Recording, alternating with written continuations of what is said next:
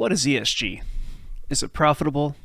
Is it something that we want to invest in? Is it something that we want to not invest in? You got to make your own decision, but I've got a little info for you. I'll show you right now. Today, there's an article here on Crypto Daily, Blackrock to lay off 3% of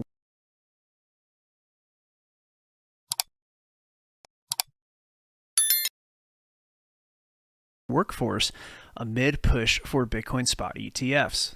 Okay, so as we go down this article, does this have to do with ESG? Well, it doesn't necessarily say that it does. However, there is some information in the background that might point towards that. So here it says that the key takeaways from this article on Crypto Daily are asset management giant BlackRock is planning to lay off around 600 employees, representing about 3% of its global workforce. The cuts come as the firm prepares to potentially launch spot Bitcoin ETFs pending SEC approval. Layoffs and redirection of resources. They're not officially announcing the layoffs, but Fox Business kind of broke the story. Basically, they're saying it might be to free up resources that BlackRock plans to invest in growth areas like tech investing and alternative products, and of course, maybe the Bitcoin ETF. So at this point, there is the conversation here about the controversy over ESG investing. BlackRock is facing some pushback for its ESG investing strategies, with several pension funds in Republican-led states withdrawing around $6 billion from the firm. However, BlackRock remains one of the world's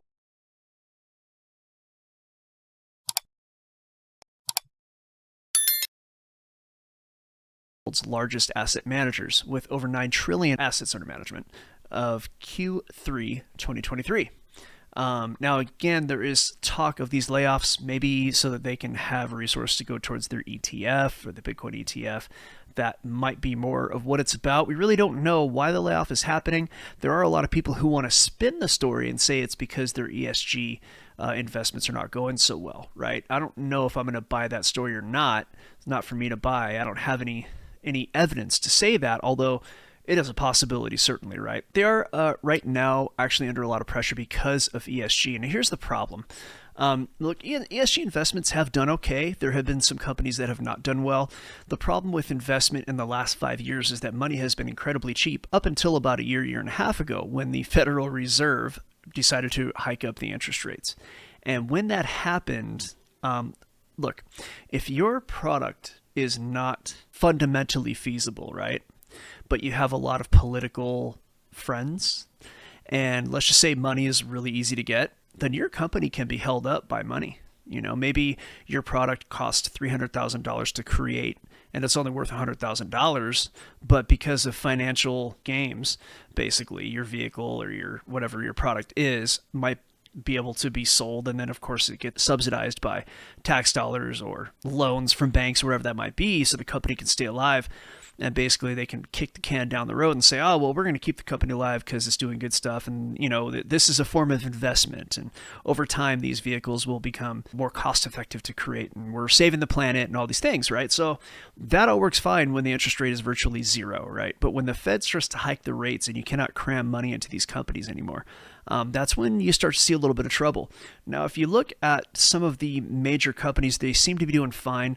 We can look at the SP 500 ESG, and it's doing great. I think in many parts of the market, it kind of outperforms some of the other parts of the market. But you know, when you got money being crammed into your companies, of course it's going to outperform, right? Is that why, or is it more of a fundamental reason? Are these products really that good?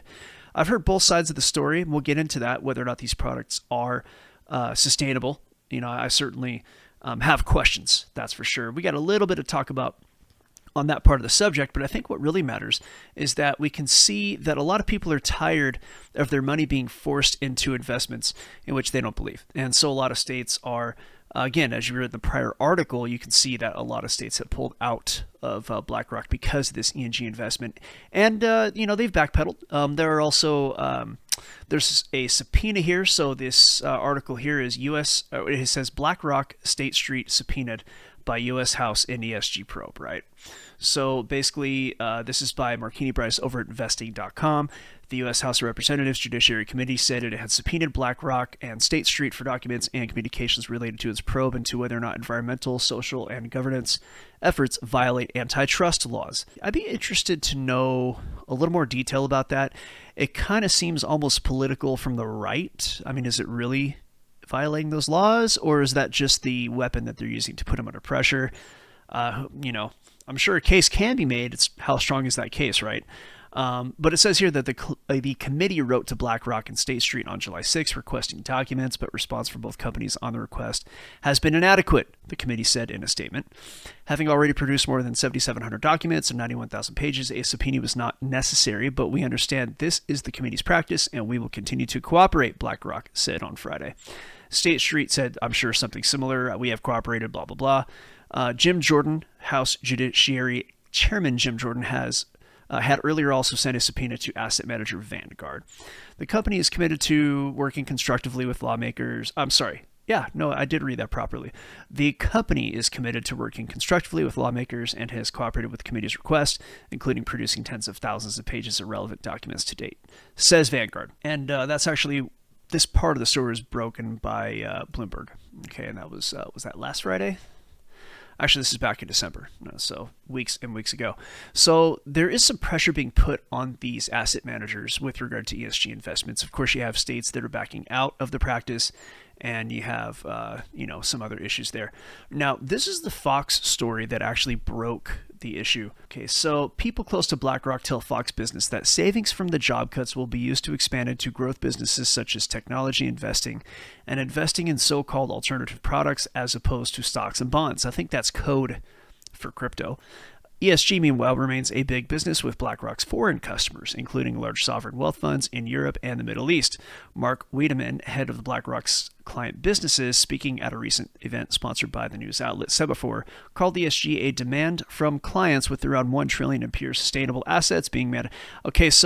Being managed by BlackRock to finish that. So, look, obviously the U.S. is kind of pulled out, right? They're saying it's from international clients. So, look, most of the money from, let's just say, kind of mom and pop investors, United States investors are a massive block. Sure, Europeans have a little bit of money too. They're going to be like that, and I think the Europeans are under a bit more control when it comes to such things. They don't have quite the freedom we have here to say, hey, you can't put my money there. So, you're going to still find demand around the world. But I get the feeling that this article, at least the statement coming from quote unquote people close to BlackRock, it's probably making it sound better than it is. I'm guessing that ESG is probably hurting a lot more than what they're saying right here. They're going to say, oh no, we got people around the world that like it. And that's just my guess. I have no idea. I can't say that here there is a controversy, right? Like we were talking about the states pulling out, with their pensions. I'll read right here from the Fox Business article. The firm has been de-emphasizing its ESG business in the U.S. amid controversy, Fox Business has learned. U.S. portfolio managers are no longer required to consider ESG metrics when not using ESG funds. In 2023, many so-called green investment funds have seen declines in asset amid weak performance. I think they meant to say declines in asset value. Amid weak performance as investments in sustainable energy products failed to produce significant returns. So this is the key right here. This is where it really matters, right? Here's the deal. When interest rates are thousands of percent higher than they were 2 years ago, and you can't cram cheap money into products that don't really make any real money, like not real wealth, right? If you have products that don't have a true return on investment, and then the money gets more pricey, you're going to have this problem. You're going to have weak performance as investments in sustainable energy products fail to produce significant returns. That's the issue, right? And also, company founder and CEO Larry Fink told Fox Business he won't use the mention of the letters ESG any longer because of the controversy it has stirred up in political circles. All right, so let's move on. You can't even read a news article from the mainstream media without hearing about how these investments are great, right? We know that side of the story. We know, it's going to save the future. We're so inundated with these kind of stories. You almost have to kind of not even, you got to be living under a rock not to hear how quote unquote great these investments are. However, over at the Mises Institute, which is of course going to be very conservative, their comment is that EVs will fade as their future costs become clear. Okay, so now there's articles out there that are going to debunk the following, because you're always going to get quote unquote debunkers, and Google is going to prioritize though, right? But here Mises will say here that ESG, or let's just say environmental, social, and corporate governance, is the newest religion, and we all know who the practitioners are. EV owners sing hallelujah when they pull out of their garages. The investor class ESG evangelists believe the new belief in its beginnings, or they believe the new belief is in its beginnings. Whatever the Biden EPA does, investor Harris Cooperman thinks it's likely just the church of what's happening now. Okay, so Cooperman, referred to as Coopy, or Cuppy, by Real Vision's Maggie Lake, told her, well, I think we're nearing peak ESG, which is probably a good thing, honestly. By the way, this article is from, where is it?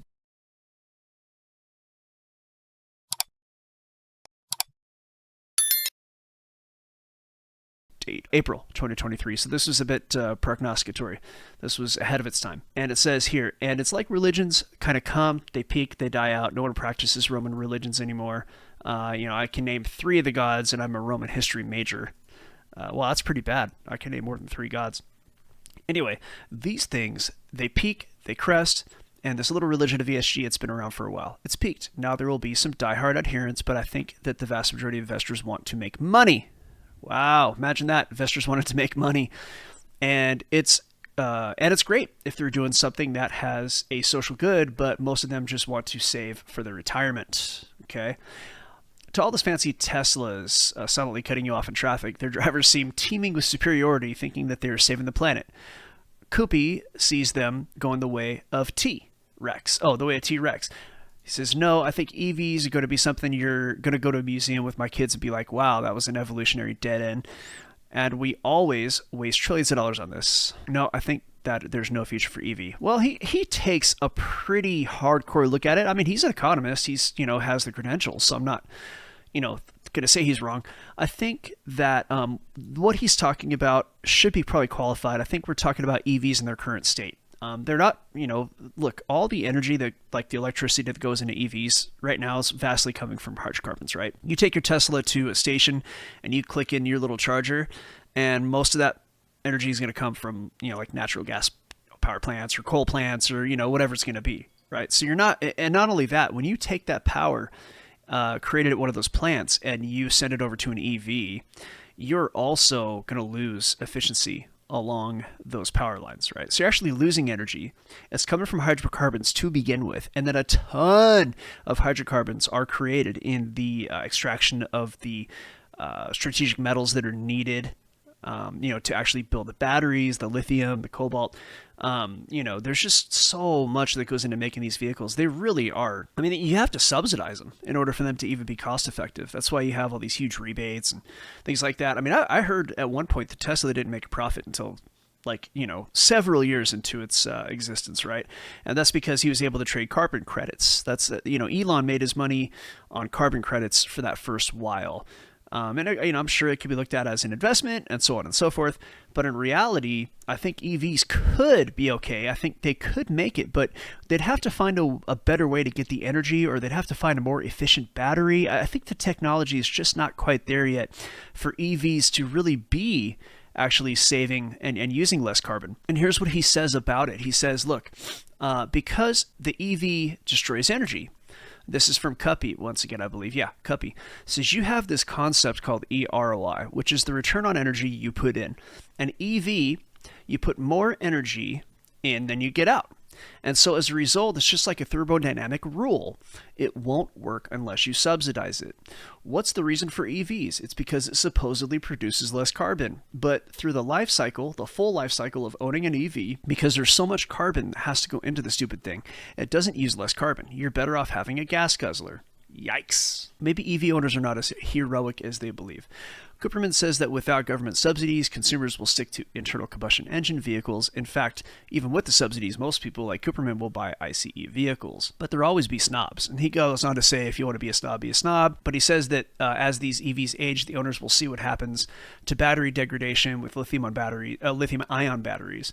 And the fact that the lithium-ion battery is such a large component of the total cost of the car. When you're at year 5 or 6 and have to replace 30 to 40% of your car's initial cost, people are going to realize the lifetime cost of owning an EV is astronomically high. So anyway, I think we've said what we need to say about the EV itself. After that, he just continues to lambast EVs. So we're seeing part of the reason why these products and these investments might not be doing so well, right? I mean, your EVs, are they really truly more energy efficient? It doesn't appear so, at least from this article and from other articles that I've read in the past. Now, I'm sure you can go on Google and you can, say, oh, it's debunked, I got a fact checker. And, you like look in the background and find out the fact checker is like, funded by Blackrock or something. I mean, it's one of those kind of situations where the guy in this article, he doesn't have any interest that I know of. Like, there's a really low chance that, some internal combustion company is paying him, or I mean, it's not like the hydrocarbon industry is getting hurt by these EVs. It's the hydrocarbons that are powering them. Like, it's not really a problem, you know what I mean, for the oil companies. It's all the products that like oil makes, or let's just say coal or natural gas. That's what's powering these vehicles. So I can't imagine that Cuppy is being funded by any of these people, but you're welcome to go look for it. Harris Kupperman, right? So he is an investor. Investors can be pretty smart, though. Let's go on to the next thing. It says here that, look, I looked up ESG issues with BlackRock and filed and hidden way down under investments in gun manufacturers. It has nothing to do with ESG funds, like zero. It says here, in May 2018, anti-gun protesters held a demonstration, and it goes on to say that they introduced 2 new ETFs that exclude stocks of gun makers, and they name a bunch of gun makers and gun retailers, and removed the stocks from 7 existing ESG funds. Like, where's the title about ESG funds? Gun manufacturing is such a small amount of the market, and yet ESG fund and the removal of the stocks from the ESG fund is like this little tiny thing that I had to search for, and it's underneath gun manufacturers. Look, Wikipedia, if you ask me, for when it comes to political slant, I think it's pretty obvious where that is. I think it's pretty obvious that they are owned and that they are not to be read and completely believed. Now, I use Wikipedia all the time. I think they have some good information. I'm not totally trashing them, but if it comes to something political, you're probably only going to get one side of the story.